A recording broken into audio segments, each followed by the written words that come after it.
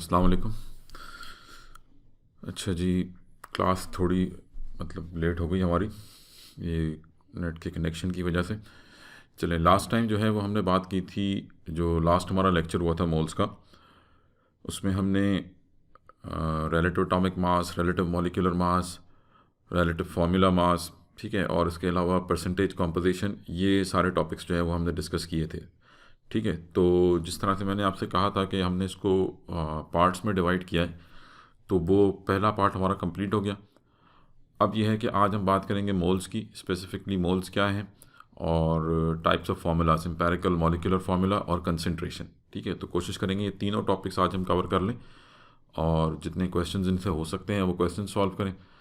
Then फिर next class में हम स्टोइकोमेट्री डिस्कस करेंगे। तो लास्ट लेक्चर अगर किसी का मिस हुआ है, किसी ने नहीं देखा, तो वो रिकॉर्डेड लेक्चर मौजूद है, आप वहाँ से जो है वो उसको देख सकते हैं। ठीक है, चलें अब हम इसको स्टार्ट कर लेते हैं।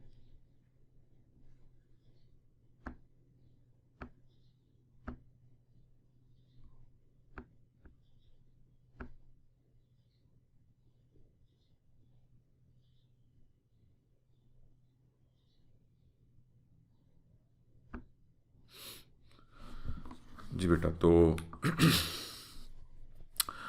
अब आज सबसे पहले जो हम बात स्टार्ट करते हैं, हम बात करेंगे कि basically how do we count particles in chemistry. How do we count particles in chemistry. ठीक है, क्योंकि आपको मालूम है कि when we are dealing with atoms, they are very small particles. ठीक है, अगर आप एटम्स की बात करते हैं या मॉलिक्यूल्स की बात करते हैं तो they are very small particles. Let's just say कि if we have one drop of water, one drop of water, ठीक है, it contains around 2 to 3,000 trillion atoms of water molecules. Sorry, it contains 2 to 3 trillion molecules of water. ठीक है, तो just one drop of water, इसमें तकरीबन इतने molecules water के मौजूद हैं। तो मतलब एटम्स जो हैं they are very small. Atoms इतने छोटे पार्टिकल्स हैं कि अब जब आप फॉर एग्जांपल कोई प्रैक्टिकल कर रहे हैं और उसके लिए आपको कैलकुलेशंस करनी है, तो आपके लिए पास कोई काउंटिंग का वे होना चाहिए कि how can we count atoms. ठीक है, जैसे लेट्स सपोज आप डिफरेंट जो काउंटिंग के यूनिट्स यूज़ करते हैं, कौन से यूनिट यूज़ करते हैं। लेट्स सपोज हम pair, when we say pair that means we are talking about 2 units. When we say dozen, ठीक है, dozen means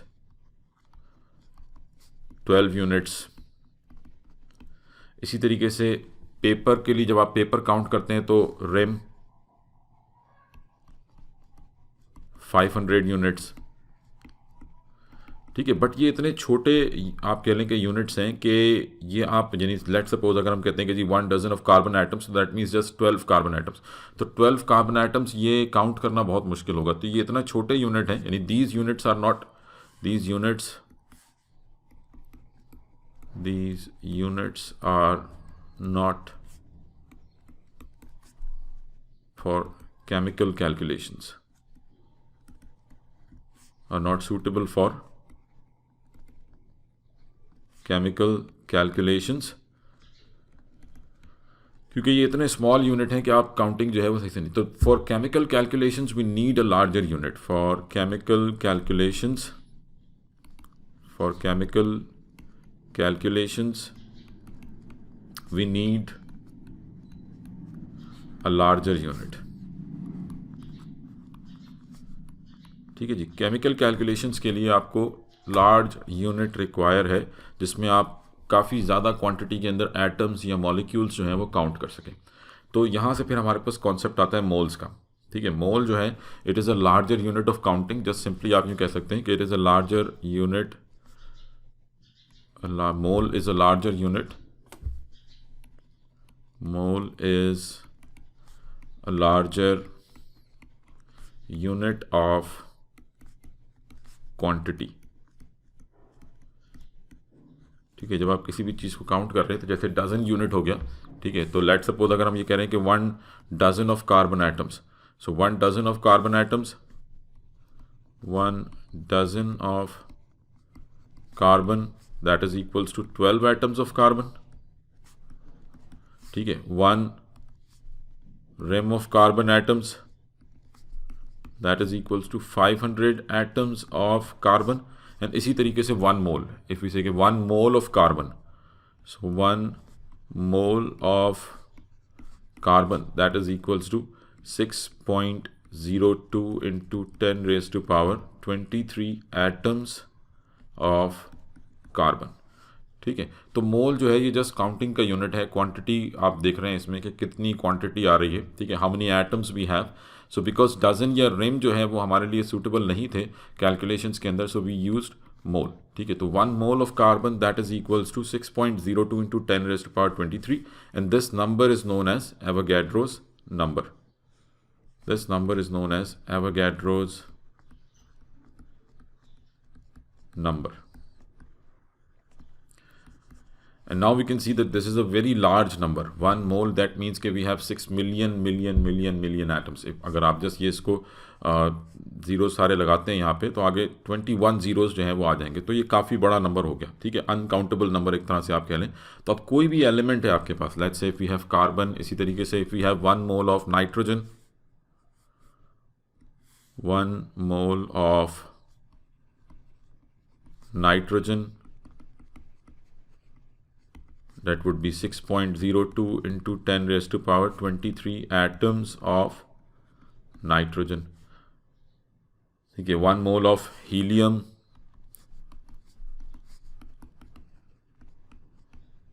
6.02 into 10 raised to power 23 atoms of helium, ठीक है। और जिस तरह से अगर लेट सपोज हम कहते हैं कि जी 1 डजन ऑफ कोई भी आपके पास लेट से पेंसिल्स हैं, 1 dozen pencils that is, let suppose अगर हम कह रहे हैं कि 1 डजन पेंसिल दैट मीन्स कि 12 पेंसिल्स, और इसी तरीके से अगर आपसे कहा जाए कि जी 5 डजन पेंसिल्स तो कितनी हो जाएंगी,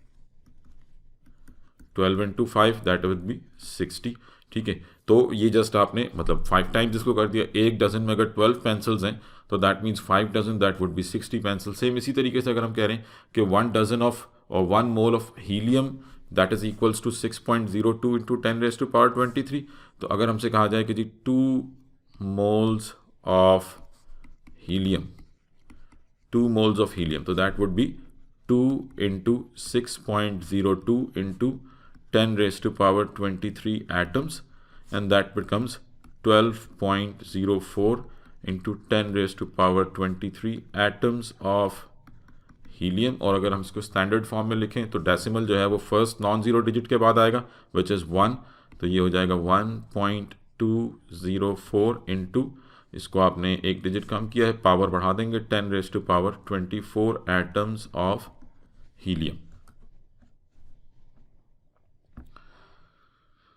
जी क्लियर है ये बात? हाँ जी, किसी को कंफ्यूजन यहां तक?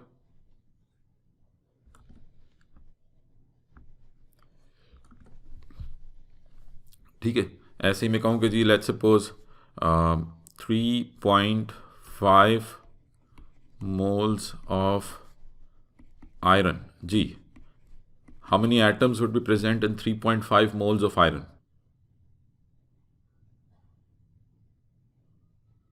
2.1 into 10 raised to power 24, 3.5 moles of iron, that means आपने just simply multiply कर दिया। we know कि 1 mole में 6.02 into 10 raised to power 23 है, तो 3.5 moles that would be 3.5 into 6.02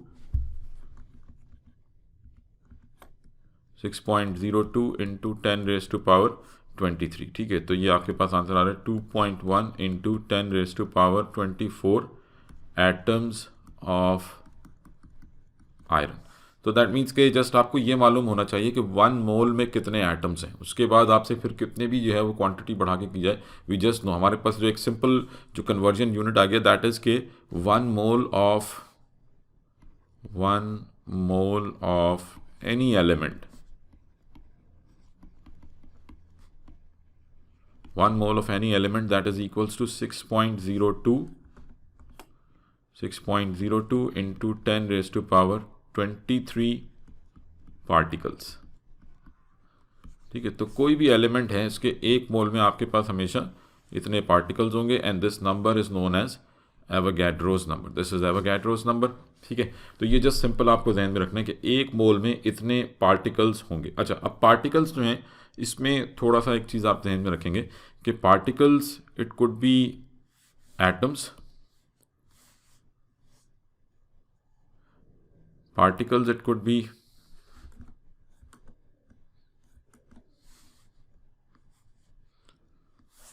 atoms, particles could be molecules, particles could be ions, or it could be any subatomic particle। ठीक है जी, तो ये थोड़ा सा आपको ज़रा चीज़ ध्यान में रखनी है कि किन पार्टिकल्स की बात हो रही है, कौन से पार्टिकल्स कैलकुलेट करने को कहा जा रहा है। एटम्स कैलकुलेट करने हैं, मॉलिक्यूल्स कैलकुलेट करने हैं, आयंस कैलकुलेट करने हैं, या सब एटॉमिक पार्टिकल्स कैलकुलेट करने हैं। ठीक है, थोड़ा सा ज़रा आपको ये चीज़ और इनके बारे में भी आपको मालूम होना चाहिए कि एटम्स क्या होते हैं, मॉलिक्यूल्स में और एटम्स में क्या डिफरेंस है। फॉर एग्जांपल वी नो कि molecules are made up of atoms. ठीक है, ये मतलब मॉलिक्यूल्स जो हैं वो किस तरह से बनते हैं। मॉलिक्यूल्स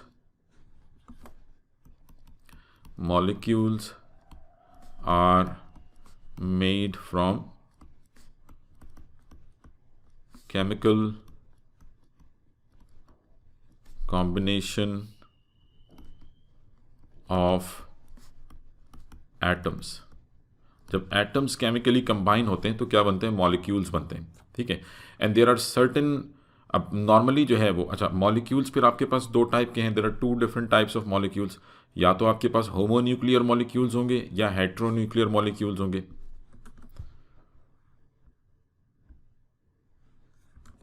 ठीक है, मॉलिक्यूल्स जो हैं we have molecules, there are 2 types of molecules. Either we have homonuclear molecules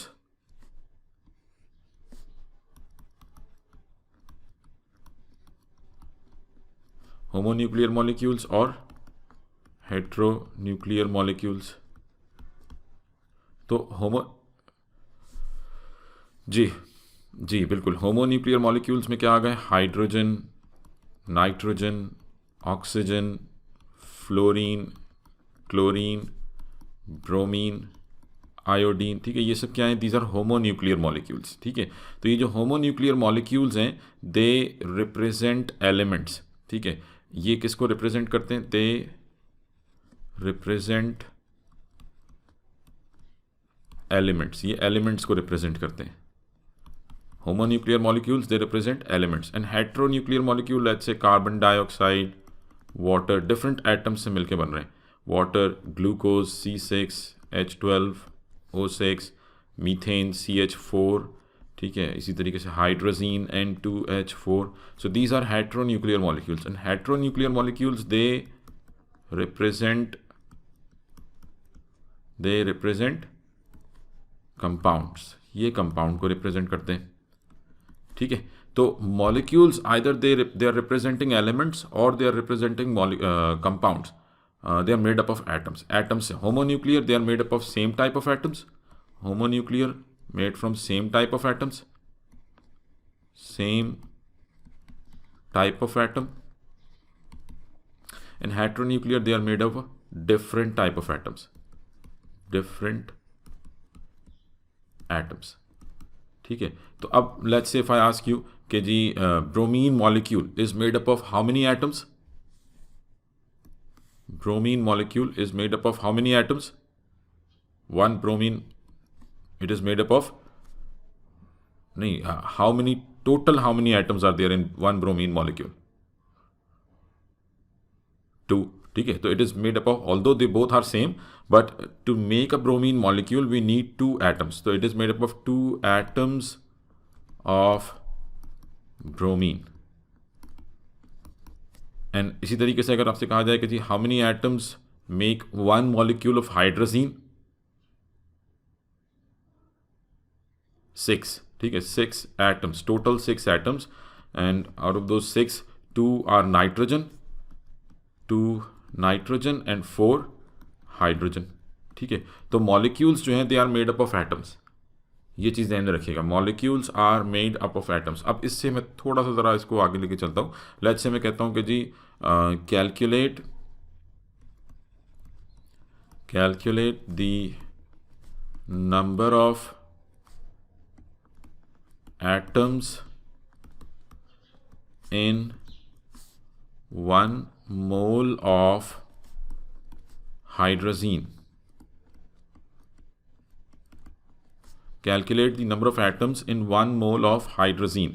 And hydrazine का फॉर्मूला क्या है? N2H4. Calculate the number of atoms in 1 mole of hydrazine. तो अब now we know कि we have 1 mole of hydrazine. सबसे पहली चीज़ तो we have 1 mole of hydrazine, ठीक है। तो 1 mole contain 6 point of hydrazine. Hydrazine it is a molecule, it is a compound, ठीक है। हाइड्रोजीन क्या है? कंपाउंड है, so means it is made up of molecules, ये मॉलिक्यूल से बना हुआ है, ठीक है। तो हम ये कह सकते हैं कि 1 mole of hydrazine, 1 mole of hydrazine it contains how many molecules, इसमें कितने मॉलिक्यूल्स होंगे? 1 mole of hydrazine it would contain 6.02 into 10 raised to power 23 molecules of hydrazine, ठीक है। लेट्स सपोज कि अगर मेरे पास इस तरह से एक, suppose if we have a cylinder, and we say कि जी इसमें हाइड्रोजीन गैस मौजूद है, ठीक है। If we have the cylinder and it has hydrogen gas, ठीक है। तो हाइड्रोजीन गैस का फॉर्मूला क्या है? N2H4। लेट्स सपोज मैंने कहा कि जी ये दो नाइट्रोजन और दोनों नाइट्रोजन के साथ दो हाइड्रोजन मौजूद हैं, ठीक है। तो let's say this is the molecular formula of, this is a molecule of hydrazine. ऐसे ही हमारे पास एक और मॉलिक्यूल मौजूद है, this is another molecule of hydrazine, 2 nitrogen और इसके साथ ये 4 हाइड्रोजन। सो इस किस्म के आपके पास कितने मॉलिक्यूल्स मौजूद होंगे? If we have 1 mole of N2H4, अगर इस सिलेंडर में 1 मोल हाइड्रोजीन गैस मौजूद है तो दैट मीन्स कि इस किस्म के आपके पास कितने मॉलिक्यूल्स होंगे यहाँ पे? 6.02 इंटू 10 रेज टू पावर 23, इतने मॉलिक्यूल्स यहाँ मौजूद होंगे। समझ में आ रही है बेटा ये बात?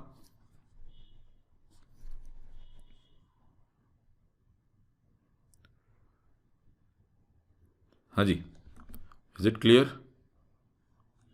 ठीक है। अब now the question is calculate the number of atoms, they are asking about atoms के एटम्स कितने, ये तो आपने मॉलिक्यूल्स बता दिए, ठीक है। अब यानी हमने सिंपल ये नंबर्स बताए, we just calculated these numbers के 1 मोल में इतने मॉलिक्यूल्स हैं। Now each molecule is made up of atom, each molecule is made up of atom, so we have to count atoms के एटम्स कितने। जैसे हमने देखा कि ये जो एक मॉलिक्यूल है इसमें 6 एटम्स हैं, फिर इस मॉलिक्यूल में भी 6 एटम है। तो अगर सिर्फ 2 मॉलिक्यूल होते, if we just had 2 molecules, तो टोटल एटम्स कितने होते?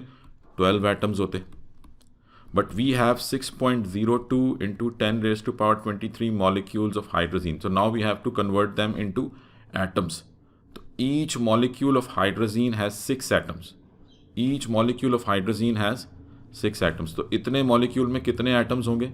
अगर हम ये कह रहे हैं कि 1 molecule contain 1 molecule of N2H4 contain 6 atoms, तो 6.02 into 10 raised to power 23 molecules, इसमें कितने एटम्स होंगे? X, ठीक है। तो ये जस्ट सिंपल ये जी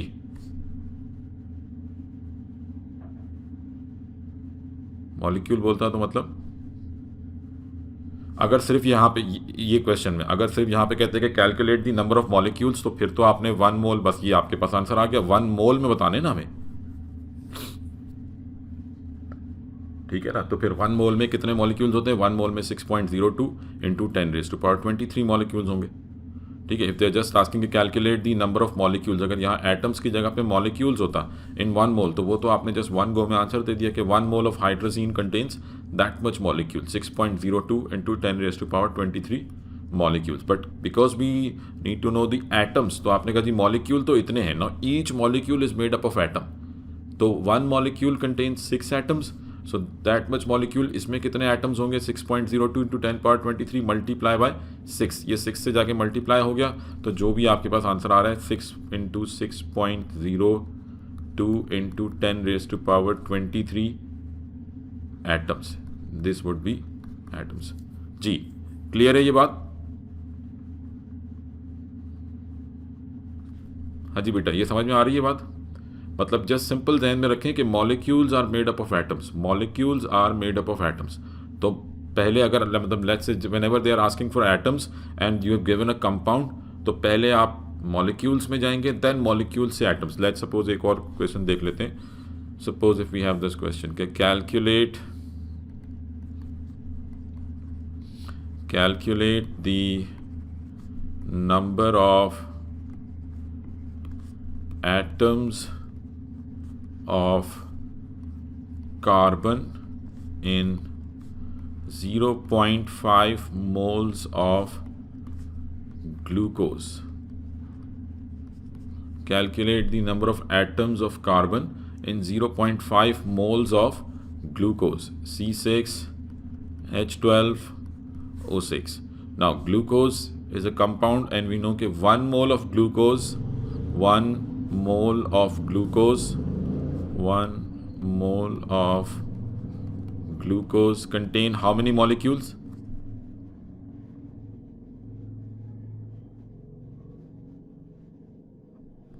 One mole of glucose contain how many molecules? नहीं बेटा, 1 मोल की बात हो रही है, 1 मॉलिक्यूल की बात नहीं कर रहा मैं कि एक मॉलिक्यूल में कितने. 6.02, ठीक है. जब आप मोल की बात कर रहे हैं तो आप 6.02 इंटू 10⁻23 जहन में रखें. 1 मोल की बात हो रही है. 1 mole of glucose that means 6.02 into 10⁻23 molecules. पहले आपने मॉलिक्यूल्स निकाले. 1 mole of glucose contain 6.02 into 10⁻23 molecules. और आपने क्या फाइंड आउट करने, एटम्स निकालने. ठीक है, किसके एटम्स? Atoms of carbon. तो एक मोल में इतने मॉलिक्यूल्स हैं और इतने मॉलिक्यूल्स में कार्बन के एटम्स कितने होंगे? एक मॉलिक्यूल में कार्बन के कितने एटम्स हैं? 1 molecule of glucose contain how many atoms of carbon?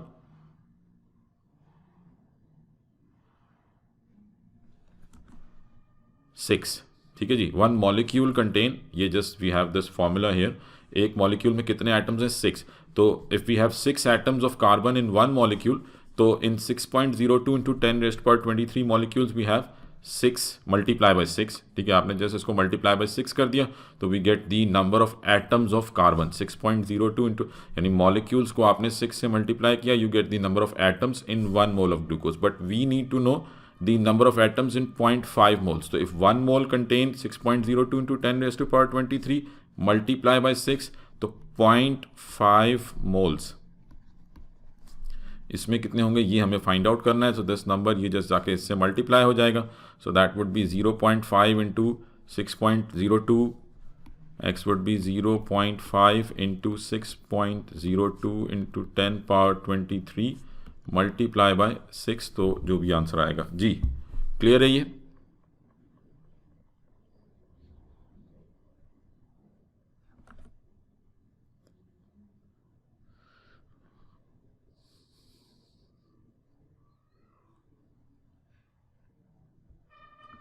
चलें, तो फिर अब आपको एक और क्वेश्चन अब आप ज़रा सॉल्व करें. Calculate the number of atoms of, let's say, of carbon in 6 moles of butane.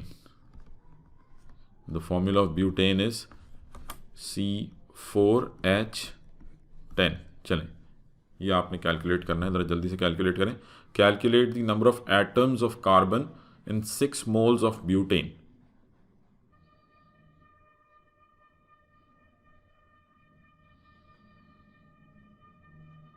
ठीक है बेटा, सही है। 1.44 इंटू 10⁻25।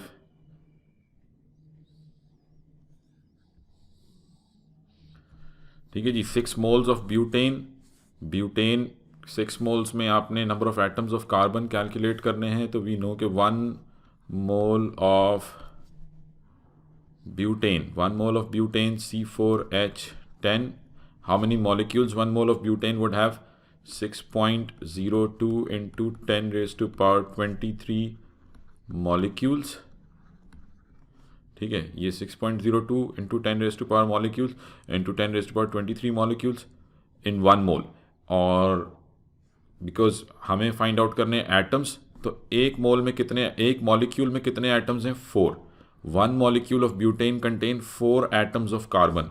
तो इतने मॉलिक्यूल्स में 6.02 इंटू 10⁻23 मॉलिक्यूल्स में कितने एटम्स हो जाएंगे? Multiply by 4। आप जब इसको 4 से मल्टीप्लाई करेंगे तो you get number of atoms of carbon in 1 molecule, in 1 mole.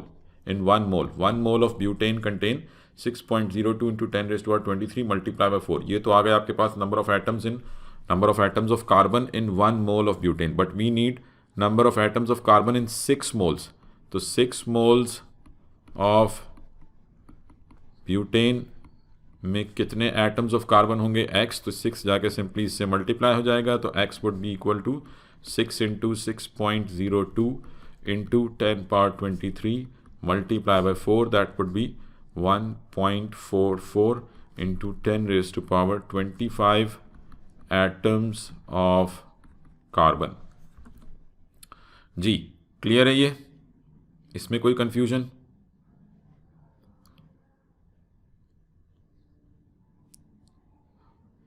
बाकी सबको भी क्लियर है बेटा? अच्छा, अब थोड़ा सा ज़रा आप आयंस का कॉन्सेप्ट भी देख लें। ठीक है, ये तो हमने एटम्स की बात कर ली, मॉलिक्यूल्स और एटम्स का रिलेशन आपने देख लिया। ठीक है, ये मॉलिक्यूल्स और एटम्स के लिए सिंपल ये जहन में रखें कि मॉलिक्यूल्स 2 टाइप के हैं, होमोन्यूक्लियर, हेट्रोन्यूक्लियर।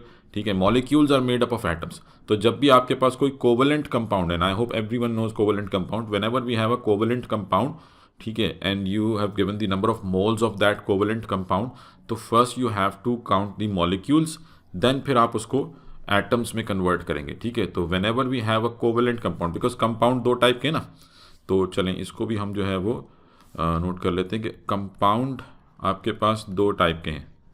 ठीक है, either we would have a covalent compound और एन आयोनिक कंपाउंड। ठीक है, अब अगर कोवेलेंट कंपाउंड है, if we have a covalent compound और हम सिर्फ पार्टिकल, तो कोवेलेंट कंपाउंड के आपको क्या गिवन होंगे? मॉलिक्यूल्स। कोवेलेंट कंपाउंड के मॉलिक्यूल्स गिवन होंगे और मॉलिक्यूल्स को आपने कन्वर्ट करना होगा किस में? एटम्स में। ठीक है, मॉलिक्यूल्स से एटम्स बन रहे हैं। And if we have an ionic compound, जैसे हम कोवेलेंट कंपाउंड्स की हमने एग्जांपल्स तो सॉल्व कर ली, butane was a covalent compound, glucose was a covalent compound, hydrazine was a covalent compound. ठीक है, तो कोवेलेंट कंपाउंड में देखें आपने हमेशा मॉलिक्यूल्स गिवन थे, हमने मॉलिक्यूल्स से एटम्स काउंट किए। आयनिक कंपाउंड है, it would be made up of ions. Ionic compound is made up of ions, ये आयंस से बनता है। ठीक है, तो अब ज़रा थोड़ा सा हम आयंस की बात कर लेते हैं। लेट्स से हम कहते हैं कि जी 1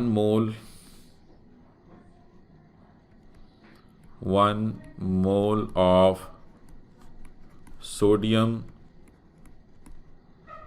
1 mole of sodium chloride, 1 mole of sodium chloride. अच्छा जी, तो 1 mole of sodium chloride, 1 mole of sodium chloride. अब लेट्स से कि हमारे पास सोडियम क्लोराइड ये आयनिक कंपाउंड है। ठीक है, तो सोडियम क्लोराइड, इसको अगर हम ब्रेक करें, it is made up of ions. Sodium chloride को अगर ब्रेक किया जाए तो it is made up of sodium ions and chloride ions. ठीक है, तो अब अगर आप यहाँ से इसको देखें तो ये जैसे हमने सिंपल केमिकल इक्वेशन लिखी, तो केमिकल इक्वेशन में आपके पास जो भी कोफिशिएंट्स होते हैं, जैसे यहाँ पे हमने कोई कोफिशिएंट नहीं लिखा, जहाँ कोई कोफिशिएंट नहीं है दैट मीन्स कि वहाँ पे 1 है।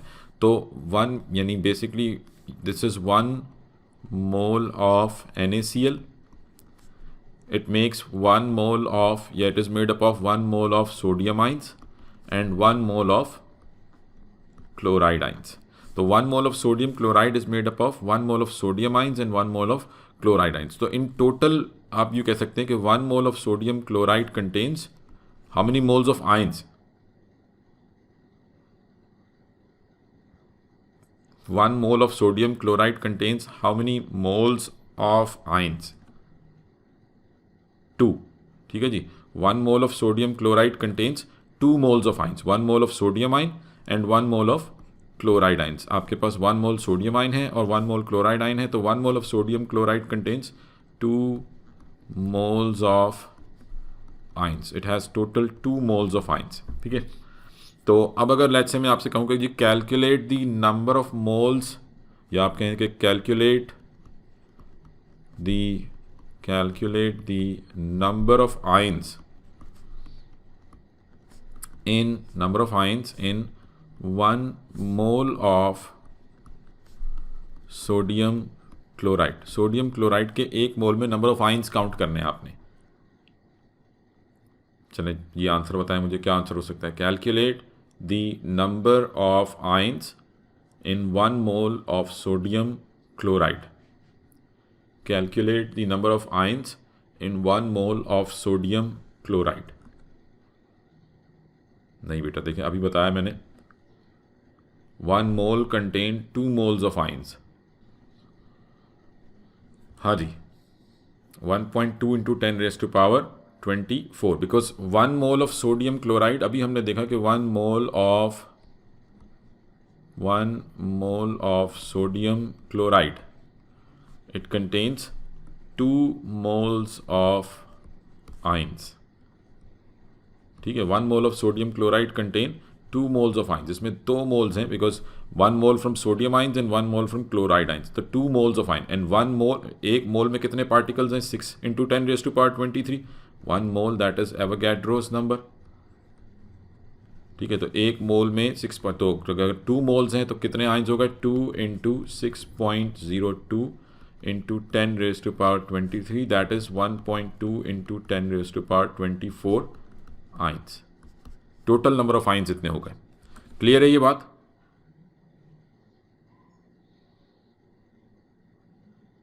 This is how we calculate ions. जी, यहां तक क्लियर है सबको?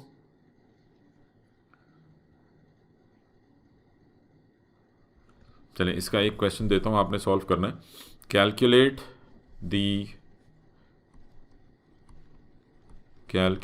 The number of chloride ions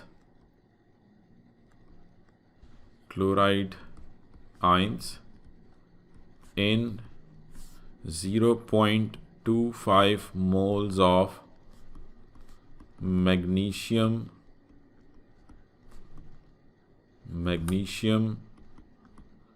chloride.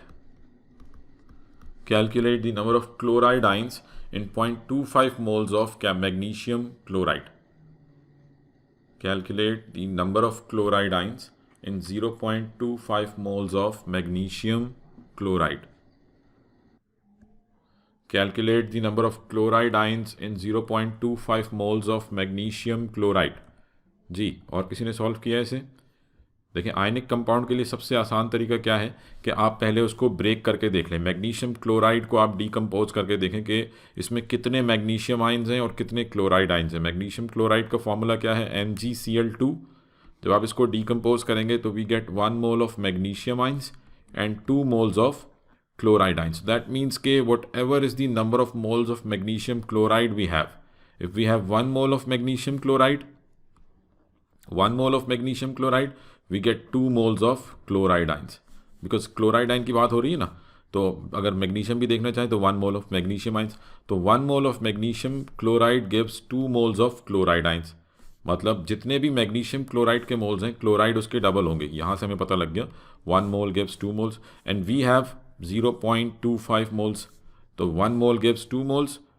So 0.25 gives 0.25 multiply by 2, double कर दिया, that would be 0.50 moles. ये तो आ गए moles, but we need to know the number of chloride ions, ठीक है। तो ये आपके पास मोल्स आ गए। Now we have 0.50 moles of chloride ions. तो आइंस कितने होंगे? जस्ट सिंपल आपने इसको एवोगैड्रोस नंबर से मल्टीप्लाई कर देना है। 0.50 moles multiply by 6.02 into 10⁻23, that would be equals to 3.0 जो भी 1 इंटू 10⁻23। जी क्लियर है? समझ? ये बैलेंस इक्वेशन देखी ना बेटा आपने? आप जस्ट फॉर्मूला भी अगर देखो तो इसमें एक मैग्नीशियम है और 2 क्लोरीन है, ठीक है। और आपने इसको ब्रेक करके भी देख लिया, 1 मोल, यहाँ पे कोई नंबर नहीं, जैसे मैंने कहा जब कोई नंबर नहीं है तो मीन्स 1, और यहाँ पे क्या नंबर है? 2। मैग्नीशियम क्लोराइड का फॉर्मूला आपको मालूम होना चाहिए। ये आपको मालूम होना चाहिए कि मैग्नीशियम क्लोराइड का फॉर्मूला क्या है, MgCl2। और ये आप पीरियोडिक टेबल से मतलब फाइंड आउट कर सकते हैं। जस्ट वो क्रिस क्रॉस मेथड पहले भी हम कर चुके हैं। मैग्नीशियम के ऊपर चार्ज होता है, मैग्नीशियम ग्रुप 2 का है, दैट मीन्स इसके ऊपर +2 चार्ज है। क्लोरीन ग्रुप 7 का है तो -1 चार्ज है। तो अगर आप चार्जेस को क्रॉस शिफ्ट करते हैं, चार्जेस को अगर क्रॉस शिफ्ट किया जाए तो Mg के ऊपर क्या चार्ज आएगा? 1, और Cl के ऊपर क्या चार्ज आ जाएगा? 2। तो मीन्स एक मैग्नीशियम के साथ 2 क्लोरीन आके अटैच होंगे। हाँ जी, क्लियर है ये बात?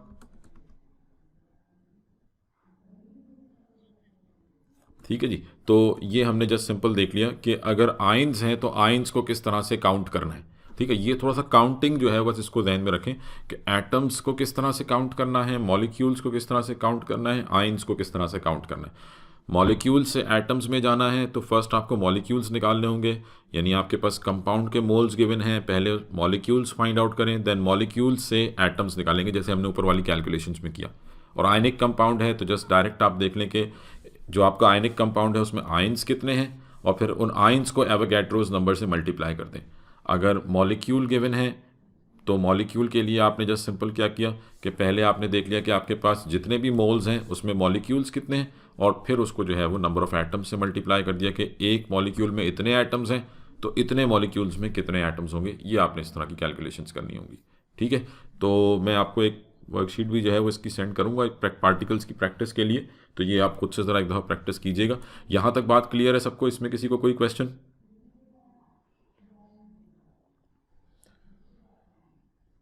ठीक है, चलें। ये मुश्किल पार्ट था हमारा, पार्टिकल्स वाला जो था ये मुश्किल पार्ट था। अब इसके बाद जो आगे की कैलकुलेशंस हैं वो काफ़ी आसान है, इतनी मुश्किल नहीं लगेंगी आपको, ठीक है। अब लेट सपोज ये तो हमने बात कर ली पार्टिकल्स की, ठीक है। अब आ जाते हैं हम कि मतलब अगर फॉर एग्जांपल लेट्स से आप कोई प्रैक्टिकल कर रहे हैं, ठीक है, एंड आपसे कहा जाए कि जी आपने let suppose we need to take 0.5 moles of carbon, 0.5 moles of carbon. अब 0.5 moles of carbon that means we have to take 3.01 into 10⁻23 atoms of carbon, ठीक है। अब ये मतलब ऑब्वियसली हमारे पास कोई ऐसा एपरेटस नहीं है, कोई ऐसा मतलब आप कह लें कि इंस्ट्रूमेंट नहीं है जिसके थ्रू हम इतने एटम्स काउंट कर सकें, ठीक है। तो मतलब अब अगर मुझे 0.5 मोल्स ऑफ कार्बन लेना हो तो इसको किस तरह से हम जो है वो मेजर कर सकते हैं? How can we take 0.5 moles of carbon? Obviously हम काउंट तो नहीं कर सकते, देयर इज़ नो वे कि आप इनको काउंट कर सकेंगे जी इतने एटम्स हमारे पास होंगे। तो हम क्या करते हैं कि मोल्स को instead of converting into atoms we calculate the mass of 0.5 moles, के what is the mass of 0.5 moles of carbon, और वी कैन से कि what is the mass of that much atoms of carbon. ये जो इतने atoms हैं हमारे पास 3.01 into 10⁻23, इतने atoms का मास कितना होगा, ठीक है। 0.5 मोल्स ऑफ कार्बन इनका मास कितना होगा, तो दैट इज, अब इसके लिए हमें मालूम होना चाहिए कि 1 मोल ऑफ कार्बन कितना वेट करता है, ठीक है। मास of 1 mole of carbon and that is called molar mass, ठीक है। तो यहाँ से हमारे पास एक न्यू टर्म आ जाती है molar mass. So molar mass basically क्या है? जस्ट सिंपल आप कह सकते हैं what is molar mass? It is the mass of 1 mole of a substance, mass of 1 mole of a substance, ठीक है। मोलर मास क्या है? It is mass of 1 mole of a substance. कोई भी सब्सटेंस है उसके 1 मोल का मास जो है वो क्या कहलाएगा? मोलर मास कहलाएगा, ठीक है। And how to calculate molar mass? किस तरह से कैलकुलेट करेंगे आप molar mass? It is the relative atomic mass. Molar mass is when is the atomic mass, molecular mass और फॉर्मूला मास। याद होगा आपको आयनिक कंपाउंड के लिए हमने कहा था कि फॉर्मूला मास लेते हैं, तो it is the atomic mass, molecular mass और formula mass expressed in grams. ठीक है, जब भी आप एटॉमिक मास को, मॉलिक्यूलर मास को, फॉर्मूला मास को एक्सप्रेस करेंगे किसमें, ग्राम्स में एक्सप्रेस करेंगे, तो that is called molar mass. ये कहलाएगा मोलर मास। ठीक है, कि एक मोल का मास of 1 mole of a substance, एक मोल का मास। तो एक मोल का मास देने के लिए लेट्स से हमने सिंपली कहा कि जी 1 mole of carbon, 1 mole of carbon. तो आपने जस्ट पीरियोडिक टेबल से कार्बन का एटॉमिक मास देखा विच इज 12, एंड इसको आपने ग्राम्स में रिप्रेजेंट कर दिया, 12 grams, that becomes molar mass of carbon. This is molar mass of carbon. यानी जो भी, जिस भी आइटम का जो एटॉमिक मास है, जस्ट आपको उसे ग्राम्स में रिप्रेजेंट करना है। 1 mole of carbon that is equals to 12 grams. ऐसे ही अगर हमसे कहा जाए कि जी 1 mole of sulphur, so 1 mole of sulphur atomic mass आप इसका देखेंगे दैट इज 32 ग्राम्स में रिप्रेजेंट कर देंगे, तो दैट बिकम्स मोलर मास। ठीक है, तो ये कहलाएगा this is molar mass of sulphur. तो किसी भी एलिमेंट का जो एटॉमिक मास है, जब आप उसे ग्राम्स में रिप्रेजेंट करेंगे तो that is called molar mass. ये मोलर मास कहलाएगा। ठीक है, अब जरा हम आ जाते हैं मॉलिक्यूल्स के ऊपर। Let's suppose if we have 1 mole of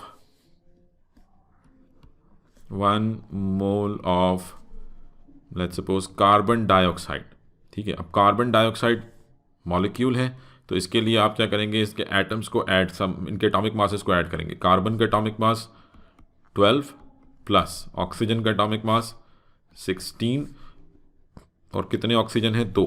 ठीक है, we have 2 atoms of the 16 multiply by 2, so that becomes 12 plus 16 into 2, 32 plus 12, 44 expressed in grams, that becomes molar mass। ठीक है, तो ये मोलर मास आ गया, 1 मोल ऑफ कार्बन डाइऑक्साइड। ऐसे ही अगर लेट सपोज आपके पास कोई आयनिक कंपाउंड है, 1 mole of let's say copper sulphate, तो कॉपर का एटॉमिक मास आपने देखा which is 64 plus sulphur 32 plus oxygen 16, कितने ऑक्सीजन है, 4, 16 मल्टीप्लाई बाय 4, और ये आ जाएगा अराउंड 160, और इसको ग्राम्स में रिप्रेजेंट कर देंगे, तो दैट इज मोलर मास। तो मोलर मास सिंपली क्या है, it is the mass of 1 mole of a substance. एक मोल का मास जो है ये कहलाएगा, यानी मास of 1 mole of a substance. और किस तरह से आप कैलकुलेट करेंगे, एटॉमिक मास, मॉलिक्यूलर मास और formula mass expressed in grams. ठीक है, जस्ट सिंपली आपने ये देखना है। तो अब इसकी सिंपल सी कैलकुलेशंस हैं, कोई इतनी मुश्किल कैलकुलेशंस नहीं है। लेट्स से हमसे कहा जाए कि जी what is the mass of 0.5 और 0. चलें calculate the mass of 0.4 moles of iron atoms। जी, calculate the mass of 0.4 moles of iron atoms। Calculate the mass of 0.4 moles of iron atoms। जी, calculate the mass of 0.4 moles of iron atoms। 22.4। जी, सबका यही answer आ रहा है, ये आपके पास answer है। Calculate the mass of 0.4 moles of iron atoms. ठीक है, आयरन एटम्स का मास आपने कैलकुलेट करना है। सिंपल, आपने देखा कि एक मोल का हमें 0.4 मोल्स का बताना है। ठीक है, 0.4 मोल से पहले मुझे ये मालूम है कि 1 मोल ऑफ आयरन। ठीक है, 0.4 मोल्स की बात तो हम बाद में करते हैं, बट वी नो कि 1 मोल ऑफ आयरन इसका मास कितना है ये आपने पीरियोडिक टेबल से देख लिया, दैट इज़ 56 ग्राम्स। ये आप बता सकते हैं कि ये एक मोल का मास इतना है। Now if we know mass of 1 mole then we can easily tell mass of 0.4 mole. So 1 mole of iron, that is 56 grams, and we need to know the mass of 0.4 moles. तो 0.4 moles का मास कितना है x ग्राम, तो ये इससे multiply होगा and this becomes x is equals to 0.4 multiply by 56, that is 22.4 grams. ठीक है जी, चलें अब थोड़ा सा ज़रा मैं क्वेश्चन को चेंज करता हूँ, देखें कौन सॉल्व करता है इसको। Calculate the mass of 1 into 10 raised to power 11 atoms of sulfur. Calculate the mass of 1 into 10 raised to power 11 atoms of sulfur.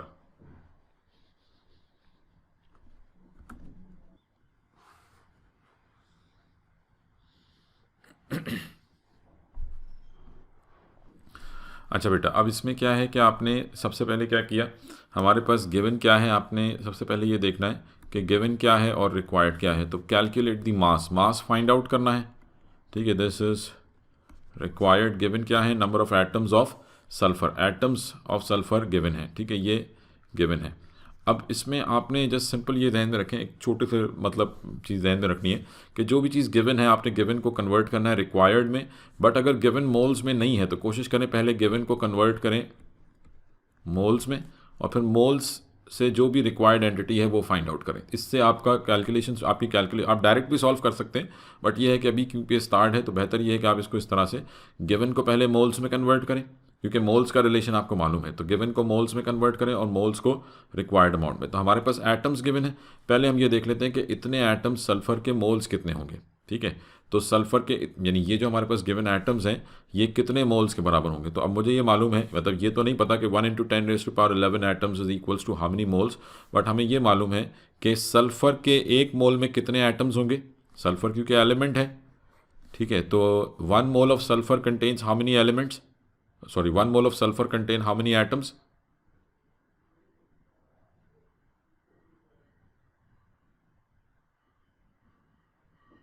Ji, 1 mole of sulphur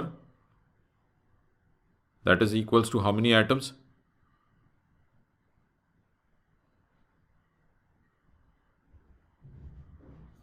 six into 10⁻23। 1 mole का number तो fix है ना, Avogadro's number. तो मुझे मालूम है कि 1 mole of sulphur that is equal to 6.02 into 10 raised to power 23 atoms. ठीक है, एक मोल में इतने सल्फर हैं, एटम्स हैं, और हमें कितने एटम्स के लिए फाइंड आउट करना है। यानी अगर इतने एटम्स होते तो दैट मीन्स कि वी हैव 1 मोल, बट हमारे पास ये एटम्स नहीं है। हमारे पास कितने एटम्स हैं, 1 into 10 raised to power 11।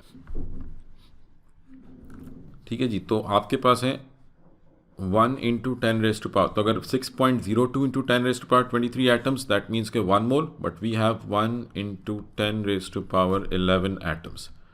तो इतने एटम्स कितने मोल्स के बराबर होंगे। जस्ट आपने इसको सॉल्व किया, क्रॉस मल्टीप्लाई करें, ये इससे जाके मल्टीप्लाई हो जाएगा, ये इससे मल्टीप्लाई हो रहा है, तो ये क्या हो जाएगा, x would be equals to 1 into 10 raised to power 11 into 1। ठीक है, ये 1 into 10 raised to power 11 इससे मल्टीप्लाई हुआ, divided by 6.02 into 10 raised to power 23, और यहाँ से आपके पास नंबर ऑफ मोल्स आ जाएंगे। 1 into 10 raised to power 11 divided by 6.02 into 10 raised to power 23, तो यहाँ से आपके पास क्या आ जाएंगे, number of moles that would B 0.166 into 10 raised to power -12।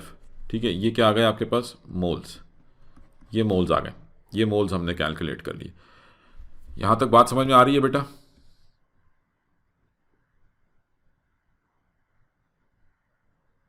हाँ जी, ये समझ में आ रही है बात। 0.166 लिख दें या 1.66 लिख दें into 10 raised to power -13 moles. ठीक है, ये मोल्स आपने कैलकुलेट किए, ठीक है, ये मोल्स आ गए। मतलब आपने सिंपल पहले तो ये देख लिया कि इतने एटम्स कितने मोल्स के बराबर। अब इन मोल्स को हम कन्वर्ट करते हैं क्योंकि हमें फाइंड आउट करना था मास। क्वेश्चन क्या है, calculate the mass of 1 × 10⁻11 atoms of sulphur. तो अब आ जाते हैं मास में, यानी ये हमारे पास मोल्स आ गए। अब मोल्स को मास में कन्वर्ट करना है, तो 1 मोल ऑफ सल्फर। नेक्स्ट अब हमने मास फाइंड आउट करना है, 1 मोल ऑफ सल्फर। इसका मास कितना होगा जी, 1 मोल ऑफ सल्फर कितना मास है इसका, 32 ग्राम्स। ये आपने पीरियोडिक टेबल से देख लिया कि it has 32 grams. 1 mole of sulphur 32 grams, but we have 1.66 × 10⁻⁻13 moles of sulphur. तो इतने मोल्स का कितना मास होगा, ये जस्ट आप इसको मल्टीप्लाई कर देंगे, ठीक है जी। तो जब इसको मल्टीप्लाई करेंगे that is 53 × 10⁻⁻13 which would be equals to 5.3 × 10⁻⁻12। हाँ जी, ठीक है। हाँ जी बेटा, ये समझ में आई ये बात जी, बाकी सबको भी क्लियर है। पहले हमने मॉलिक्यूल्स निकाल ली, पहले हमने यानी हमारे पास गिवन क्या थे, वी हैड एटम्स। हमने एटम्स को मोल्स में कन्वर्ट किया और मोल्स को फिर कन्वर्ट कर दिया मास में, ठीक है। पहले आपने एटम्स को मोल्स में कन्वर्ट किया और मोल्स को आपने फिर कन्वर्ट कर दिया मास के अंदर, तो आपके पास ये फाइनल आंसर आ गया। हाँ जी, ये सबको समझ में आ रही है कैलकुलेशन किस तरह से हुई है। अब मैं इसको एक ज़रा थोड़ा शॉर्ट वे में करूँगा, ये थोड़ा सा ज़रा बड़ी कैलकुलेशन हो गई थी, ठीक है। थोड़ा सा हम इसको आपको, क्योंकि जस्ट मेथड समझ में आना चाहिए। यहाँ तक सबको क्लियर है, किसी को इसमें कोई क्वेश्चन? अच्छा, अब देखें, आपने जस्ट सिंपल यहाँ पे क्या करना है कि हमारे पास एटम्स गिवन थे। स्टार्ट से अगर आप देखें इस क्वेश्चन को, तो we had atoms and we want to find mass, ठीक है। तो हमारे पास एटम्स गिवन थे, कितने एटम्स थे, 1 × 10⁻11 एटम्स, ठीक है। तो we had 1 × 10⁻11 atoms of sulphur, ठीक है। एटम्स को आपने जब भी मोल्स में कन्वर्ट करना है, एटम्स को मोल्स में कन्वर्ट करना है, तो just divided by Avogadro's number. Avogadro's number को हम रिप्रेजेंट करते हैं ऐसे Na। तो जब भी आपने एटम्स को मोल्स में कन्वर्ट करना है, ठीक है, ये जस्ट डायरेक्ट हम इसको फॉर्मुलाइज कर रहे हैं कि whenever we want to convert atoms into moles, हमारे पास एटम्स गिवन है, यानी मोल्स का और एटम्स का रिलेशन क्या हो गया कि एटम्स गिवन है, आपने इसको मोल इज इक्वल्स टू, मैं जस्ट अगर इसको यहाँ पे फॉर्मुलाइज करूँ तो मोल इज इक्वल्स टू एटम्स या पार्टिकल्स कह लें आप, क्योंकि एटम्स लाजमी नहीं, हमारे पास हर दफ़ा एटम्स और मॉलिक्यूल्स भी हो सकते हैं। तो particles divided by Avogadro's number, ठीक है। तो हमें मोल्स फाइंड आउट करने थे, हमारे पास एटम्स थे 1.1 × 10⁻11, आपने जस्ट को डिवाइड कर दिया एवोगैड्रोस नंबर से। यहाँ से आपके पास आ जाएंगे मोल्स, देन फिर आपने मोल्स को कन्वर्ट करना है किस में, मास में, ठीक है। मोल्स को मास में कन्वर्ट करना है, तो मास के लिए आपके पास सिंपल फॉर्मूला क्या है, मोल्स और मास का रिलेशन क्या है, mole is equals to given mass divided by molar mass, given mass divided by molar mass, ठीक है। तो यहाँ पे आपने क्योंकि मास फाइंड आउट करना था, तो जो भी मोल्स आ रहे हैं आपके पास, मोल्स को आपने मल्टीप्लाई कर देना था मोलर मास से। मोलर मास जाके उधर मल्टीप्लाई हो, यानी सल्फर का मोलर मास क्या था 32, तो ये उधर जाके मल्टीप्लाई हो जाता। तो आप देखें यहाँ से ये जो आपने चीज़ कैलकुलेट की है, ये क्या कैलकुलेट किए, कोई बताएगा मुझे, ये हमने क्या कैलकुलेट किए, ठीक है। यहाँ से आपके पास क्या है, मोल्स ऑफ सल्फर, ये मोल्स आ गए। अब इन मोल्स को अगर आप डायरेक्ट मल्टीप्लाई कर देते हैं किससे, if these moles are multiplied with the molar mass, तो आंसर में क्या मिल जाएगा आपको,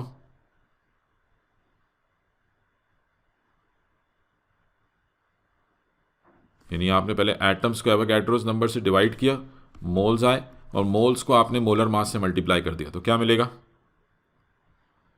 मास ऑफ सल्फर, ठीक है। That would be the mass of sulphur of these atoms, इतने एटम्स का मास आ जाएगा, ठीक है। तो पहले आपने एटम्स को एवोगैड्रोस नंबर से मल्टीप्लाई डिवाइड किया, मोल्स आ गए, मोल्स को डायरेक्ट आपने उसके मोलर मास से मल्टीप्लाई कर दिया, तो आपके पास मास आ जाएगा, ठीक है। ठीक है, तो ये जस्ट सिंपल हमने इसको शॉर्ट वे के अंदर देख लिया कि किस तरह से आप इसको कन्वर्ट कर सकते हैं। ठीक है जी, क्लियर है यहाँ तक बात? जी, एन ए जो है ये एवोगैड्रोस नंबर है, N A is Avogadro's number, means के 6.02 इंटू 10⁻23। ठीक है, चलें एक क्वेश्चन हम और करते हैं। Calculate the number of atoms of iron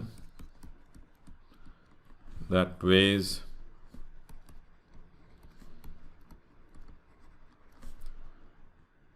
23 grams. Calculate the number of atoms of iron that weighs 23 grams.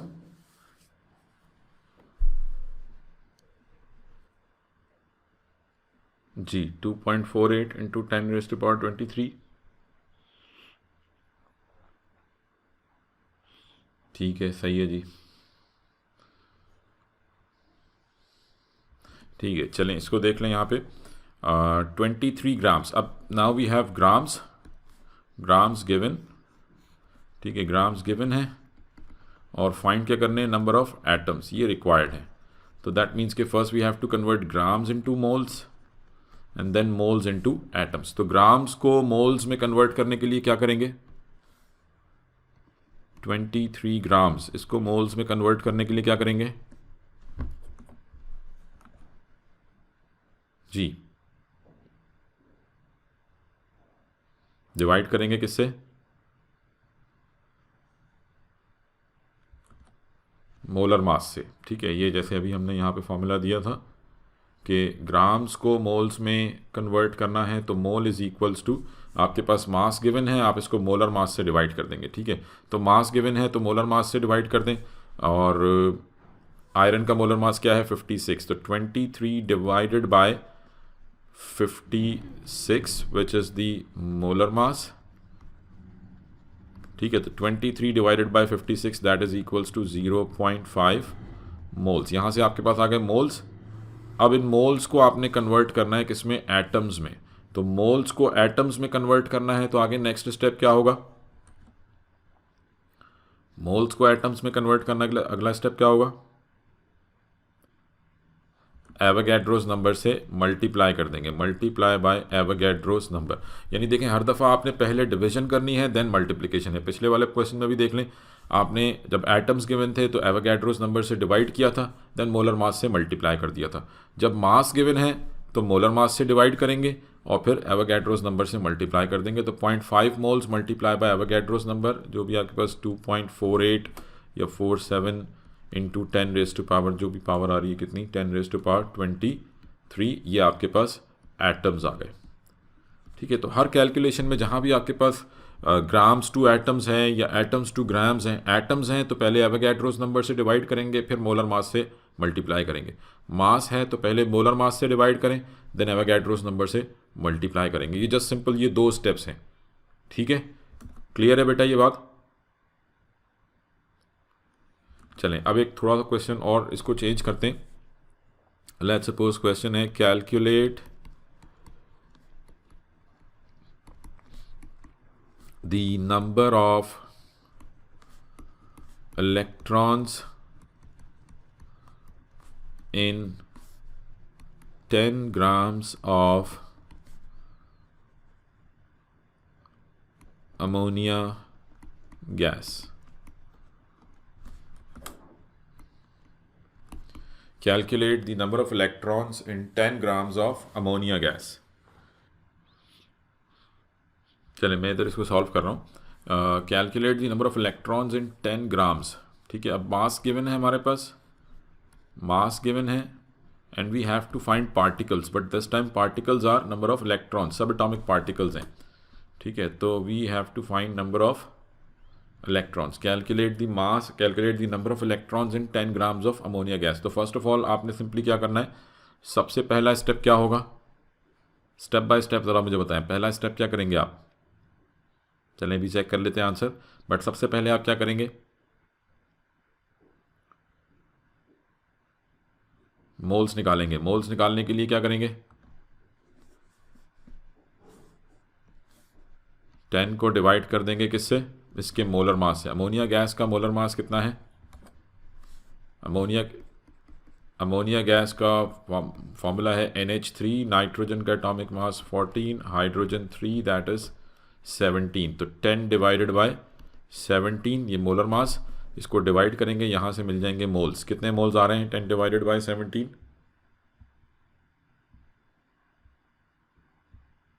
0.588, ये आ गया आपके पास मोल्स। अब इन मोल्स को हमें कन्वर्ट करना है नंबर ऑफ इलेक्ट्रॉन्स में, ठीक है। बट इलेक्ट्रॉन्स देखें, अब सिंपल ये ध्यान में रखें, अमोनिया जो है ये क्या है, अमोनिया इज़ अ मॉलिक्यूल, ठीक है। Ammonia is made up of different type of atoms, तो ये मॉलिक्यूल है।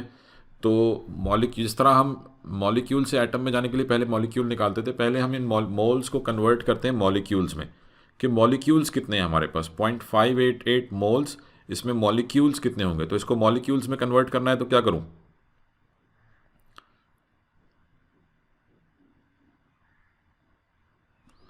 एवोगैड्रोज नंबर से मल्टीप्लाई कर देंगे, मल्टीप्लाई बाय एवोगैड्रोज नंबर, यहाँ से आ जाएंगे मॉलिक्यूल्स, ये मॉलिक्यूल्स आ गए। बट ये बोल रहे हैं कि जी इलेक्ट्रॉन्स निकालें, ठीक है। तो अब आपने मॉलिक्यूल्स तो बता दिए, अब हमें बताने इलेक्ट्रॉन। अगर आप देखें एक molecule, this is one molecule of ammonia, one molecule of ammonia contains how many electron, आपने जस्ट इनके एटॉमिक नंबर्स देखने हैं। नाइट्रोजन का एटॉमिक नंबर क्या है 7, हाइड्रोजन का एटॉमिक नंबर क्या है 1, मल्टीप्लाई बाय 3 हाइड्रोजन है 3, तो 7 + 1 × 3 that is equals to 10 electrons. तो एक मॉलिक्यूल में कितने इलेक्ट्रॉन्स हैं, एक मॉलिक्यूल्स में, one molecule contain, one molecule of ammonia contain 10 electrons, एक मॉलिक्यूल में इतने इलेक्ट्रॉन है। समझ में आ रही है बेटा ये बात, देखिए ना, इलेक्ट्रॉन्स क्या होते हैं, इलेक्ट्रॉन, नाइट्रोजन का, अगर आप नाइट्रोजन देखेंगे पीरियोडिक टेबल में, तो नाइट्रोजन के ऊपर ये नंबर्स हैं 7, 14, ये 7 क्या है, this is atomic number. Atomic number किसे शो करता है, एटॉमिक नंबर की डेफिनेशन क्या है, what is atomic number, number of protons, और किसी भी एटम में जितने प्रोटॉन होते हैं उतने ही इलेक्ट्रॉन्स होते हैं। तो इसका मतलब नाइट्रोजन के एक एटम के पास कितने इलेक्ट्रॉन हैं 7। तो आपको पता लग गया कि नाइट्रोजन के पास 7 इलेक्ट्रॉन है, और हाइड्रोजन का एटॉमिक नंबर है 1, और कितने हाइड्रोजन है हमारे पास अमोनिया में 3, तो 1 × 3, तो एक मॉलिक्यूल में टोटल कितने इलेक्ट्रॉन हो गए 10 इलेक्ट्रॉन। अब समझ में आ रही है बात, ठीक है। तो one molecule contain 10 electrons and we have that much electrons, हमारे पास इतने इलेक्ट्रॉन्स हैं 0.588 मल्टीप्लाई बाय एवोगैड्रोज नंबर। तो इतने मॉलिक्यूल्स में कितने इलेक्ट्रॉन होंगे, क्या करेंगे, ये मॉलिक्यूल्स हैं, how many electrons are present in that much, इसके लिए क्या करें, आगे फर्दर कैलकुलेशन में क्या करूं, 0.588 multiply by Avogadro's number. Electrons के लिए आगे क्या करना है, किस से मल्टीप्लाई या डिवाइड होगा, डिवाइडेड बाय 10 होगा, मल्टीप्लाई बाय 10 होगा, मल्टीप्लाई बाय 10 होगा, बिकॉज ये मॉलिक्यूल्स हैं, दीज आर मॉलिक्यूल्स। आप कह रहे हैं कि जी एक मॉलिक्यूल में one molecule contain that much electrons, और आपके पास अब कितने इलेक्ट्रॉन्स हैं, अगर आप इसको सॉल्व करें 0.588 मल्टीप्लाई बाय एवोगैड्रोज नंबर, ये मॉलिक्यूल्स आ जाएंगे। तो ये जो मॉलिक्यूल्स हैं इसको फिर आप यहाँ रखेंगे ना, 0.588 मल्टीप्लाई बाय 6.02 दैट इज 3.53 × 10⁻⁻, यानी हम कह रहे हैं कि वी हैव 3.53 × 10⁻23 मॉलिक्यूल्स। तो इसमें कितने इलेक्ट्रॉन्स हैं, ये नंबर जाके इससे मल्टीप्लाई होगा ना, तो यहाँ पे आप इसको मल्टीप्लाई कर देंगे बाय 10, तो आपके पास फाइनल इलेक्ट्रॉन्स आ जाएंगे। जी समझ आ रही है ये बात, तो ये हो जाएगा 0.588 सॉरी आंसर हो जाएगा 3.53 × 10⁻24 इलेक्ट्रॉन्स, 24 हो जाएगा मल्टीप्लाई बाय जब 10 करेंगे तो। हाँ जी समझ आ रही है बेटा बात, आप लोगों ने एटम्स तक कैलकुलेट, मॉलिक्यूल्स कैलकुलेट किए थे, बट आगे नेक्स्ट एक स्टेप हमने इलेक्ट्रॉन भी निकालने थे। जी ये क्लियर है?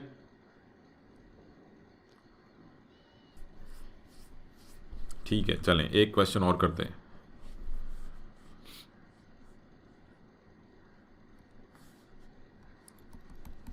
Calculate the number of atoms of, चलें, calculate the number of atoms in 100 grams of sulfur dioxide gas. Calculate the number of atoms in 100 grams of sulfur dioxide gas. जी 9.3 into 10 raised to power 23। चलें जी ये check कर लेते हैं answer. Calculate the number of atoms, ठीक है, this time we want to find given required क्या है, number of atoms find out करने, मतलब पार्टिकल्स ये रिक्वायर्ड है, और गिवन क्या है 100 grams mass of sulphur given है, ठीक है, दिस इज गिवन। तो सबसे पहले क्या करेंगे जी, 100 ग्राम्स से स्टार्ट मोल्स निकालेंगे। कैसे निकलेंगे 100 ग्राम्स?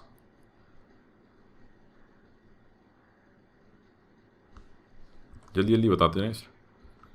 100/64 इसके MR से इसको डिवाइड करेंगे। सल्फ़र का एटॉमिक मास है 32, ऑक्सीजन 16 मल्टीप्लाई बाय 2 तो ये आ जाएगा 64।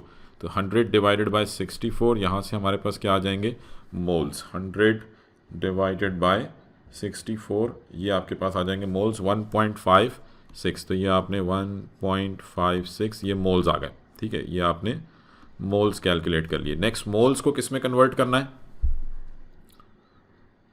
मोल्स को किससे मल्टीप्लाई करें जी, मोल्स को एटम्स में कन्वर्ट करना है और उसके लिए इसको किससे मल्टीप्लाई करेंगे, एवोगैड्रोस नंबर से, ठीक है। पहले हम इसको एवोगैड्रोस नंबर से मल्टीप्लाई करते हैं बिकॉज सल्फर डाइऑक्साइड मॉलिक्यूल है, multiplied with the Avogadro's number, ठीक है, Na एवोगैड्रोस नंबर से मल्टीप्लाई कर दिया। ये क्या मिलेगा, यहाँ से क्या मिला, ये जब आप इसको एवोगैड्रोस नंबर से मल्टीप्लाई करेंगे तो ये क्या चीज़ मिली है आपको, नंबर ऑफ एटम्स मिले हैं जी, is it number of atoms? हाँ जी, सबके ख्याल में ये नंबर ऑफ एटम्स है। इसका मतलब है कि अभी तक आपको चीज़ें क्लियर नहीं हुई हैं सही तरीके से।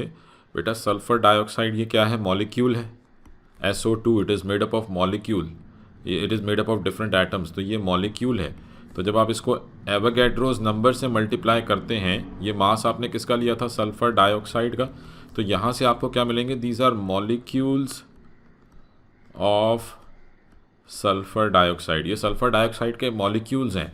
एटम्स अगला स्टेप होगा, ठीक है, मैं इसीलिए बार बार स्टार्ट से कह रहा हूँ कि जहाँ भी आपके पास कंपाउंड गिवन है, ये सल्फ़र डाइऑक्साइड जो है ये कंपाउंड है।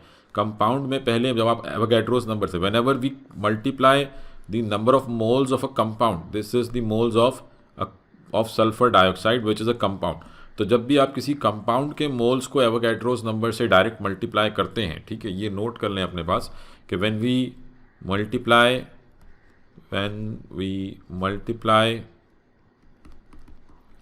the moles of a compound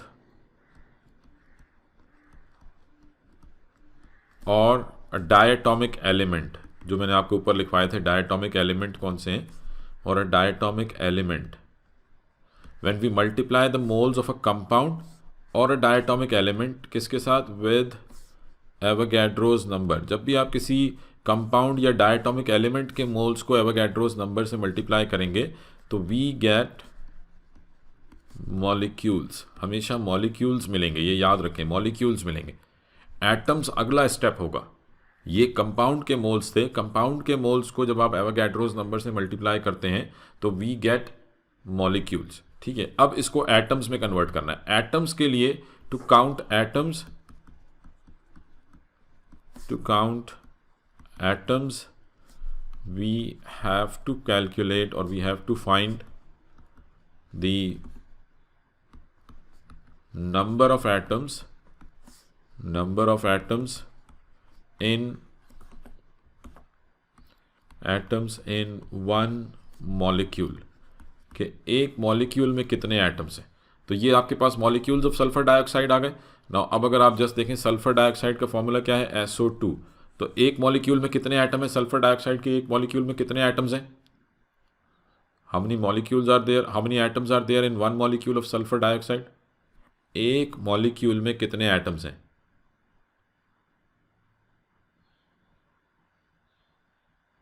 3। One molecule of sulphur dioxide contain 3 atoms. तो इतने मॉलिक्यूल्स में ये जो आपने कैलकुलेट किए 1.56 मोल्स इनटू एवोगैड्रोस नंबर, ये मॉलिक्यूल्स हैं, इतने इसमें कितने एटम्स होंगे, इसको जस्ट मल्टीप्लाई बाय 3 कर दें, मल्टीप्लाई बाय 3 कर देंगे एंड नाउ वी गेट, अब ये जो पूरा आपके पास एक टर्म हो गई 1.56 into Avogadro's number into 3, this gives us the atoms in 100 grams of sulphur dioxide. यहाँ से आपको एटम्स मिलेंगे। अगर जस्ट आप इसको एवोगैड्रोस नंबर से मल्टीप्लाई कर रहे हैं तो you're only getting partial answer, सिर्फ आपको मॉलिक्यूल्स मिल रहे हैं यहाँ पे। जी समझ आ रही है बात।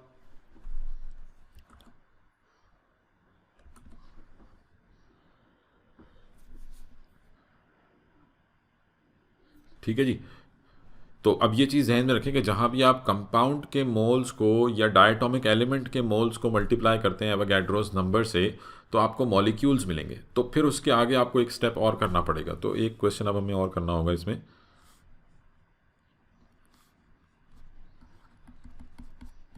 Calculate the number of atoms of carbon in 30 grams of benzene. और बेंजीन का फॉर्मूला है C6H6। चलो जी, calculate the number of atoms of carbon in 30 grams of benzene. 1.38 into 10⁻²4। बाकी सबके पास भी यही आंसर आ रहा है।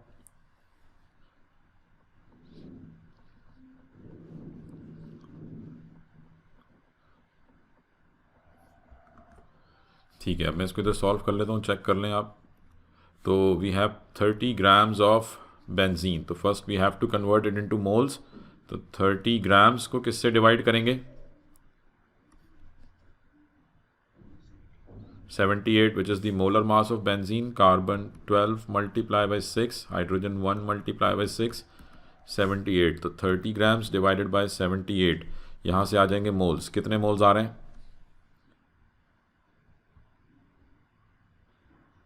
0.385। ठीक है जी, ये आ गए आपके पास मोल्स। अब ये तो मोल्स कैलकुलेट कर लिए, अब मोल्स को किससे मल्टीप्लाई करेंगे,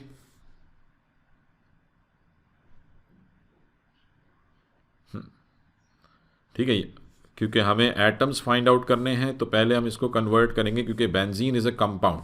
तो हम इसको मल्टीप्लाई करेंगे, एटम्स मतलब पार्टिकल्स। आपने पार्टिकल्स के लिए इसको एवोगैड्रोस नंबर से मल्टीप्लाई किया और यहाँ से ये क्या मिलेंगे हमें, जब आप इसको एवोगैड्रोस नंबर से मल्टीप्लाई करते हैं तो क्या मिलेगा, कौन से पार्टिकल्स, मॉलिक्यूल्स ऑफ बेंजीन। ठीक है, ये आपको क्या मिले, these are molecules of benzene. और अब मॉलिक्यूल्स ऑफ बेंजीन को एटम्स में कन्वर्ट करने के लिए किससे मल्टीप्लाई करना पड़ेगा, 2 से, 6 से, because one molecule of benzene contain, benzene का फॉर्मूला क्या है, C6H6। तो one molecule of benzene contain 6 atoms. एक मॉलिक्यूल में हमें कार्बन के एटम्स निकालने, तो one molecule of benzene contain 6 atoms of carbon. तो इसको सिंपली मल्टीप्लाई कर देंगे बाय 6, और जब 6 से मल्टीप्लाई करेंगे तो we get atoms of carbon in 30 grams of benzene. जी ऐसे ही किया आपने।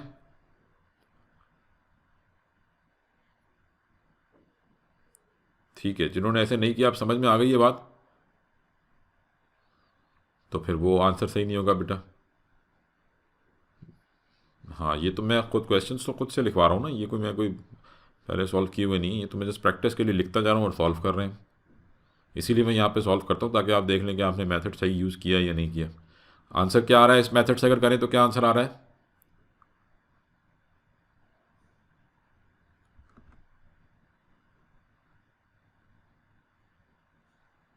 हाँ जी, जिन्होंने सॉल्व किया है क्या आंसर आ रहा है?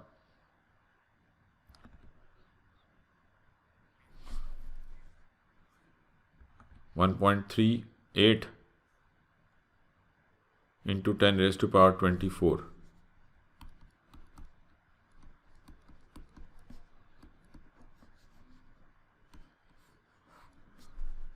ठीक है जी, ये आपके पास आ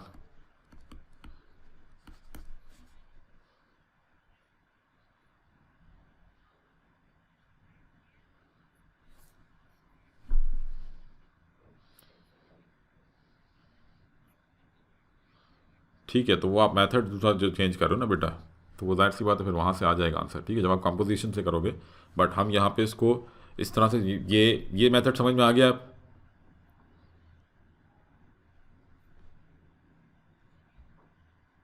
अच्छा, ठीक है, सही है जी। बाकी सबको क्लियर है बेटा?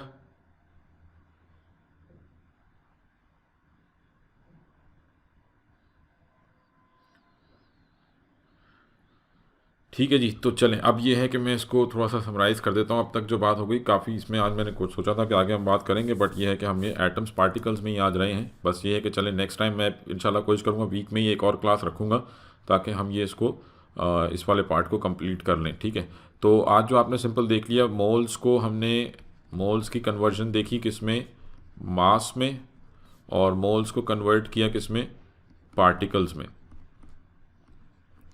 ठीक है, तो मोल्स को मास में कन्वर्ट करना है तो उसके लिए आप क्या यूज़ करेंगे, मोलर मास, यानी मोल्स और मास के दरमियान जो कन्वर्जन्स हैं, this can be calculate done by using molar mass. और मोल्स और पार्टिकल्स की जो कन्वर्जन्स हैं इसके लिए आप क्या यूज़ करेंगे, Avogadro's number, Avogadro's number use करेंगे। ठीक है, तो मोल्स इनटू मास और मास इनटू मोल्स, इसके लिए मोलर मास है, और मोल्स इनटू पार्टिकल्स और पार्टिकल्स इनटू मोल्स ये एवोगैड्रोस नंबर। और पार्टिकल्स जो हैं, जैसे मैंने आपसे बताया कि particles it could be atoms, it could be molecules. ठीक है, और ये आयंस हो सकते हैं या फिर सब एटॉमिक पार्टिकल्स हो सकते हैं।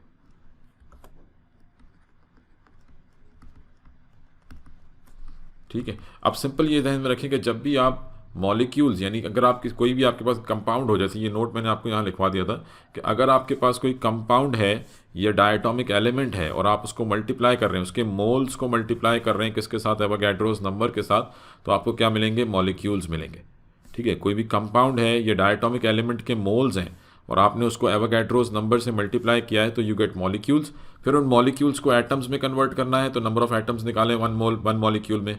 इलेक्ट्रॉन्स फाइंड आउट करने हैं तो नंबर ऑफ इलेक्ट्रॉन्स निकालें इन वन मॉलिक्यूल के, एक मॉलिक्यूल में कितने इलेक्ट्रॉन हैं, एटम्स हैं तो एक मॉलिक्यूल में कितने एटम्स हैं, और उस नंबर से उसको मल्टीप्लाई कर दें तो आपके पास आंसर आ जाएगा। ठीक है, तो ये आज हमने जस्ट कैलकुलेशंस करी हैं। आई होप यहाँ तक बात सबको क्लियर हो गई होगी। किसी को इसमें कोई कन्फ्यूजन बेटा? यहाँ तक बात क्लियर है सबको? जी ठीक है जी, तो नेक्स्ट टाइम इंशाल्लाह ताला हम इसके आगे वॉल्यूम वाली कन्वर्जन्स करेंगे और एम्पेरिकल मॉलिक्यूलर फार्मूला, और देन कंसंट्रेशन जो है वो हम स्टार्ट करेंगे। ठीक है, तो इंशाल्लाह ताला मैं वेंसडे या थर्सडे को एक क्लास रखूँगा, वो आपको बता दूंगा, फिर उसमें हम इसको आगे कंटिन्यू कर लेंगे। ठीक है जी, अल्लाह हाफिज़।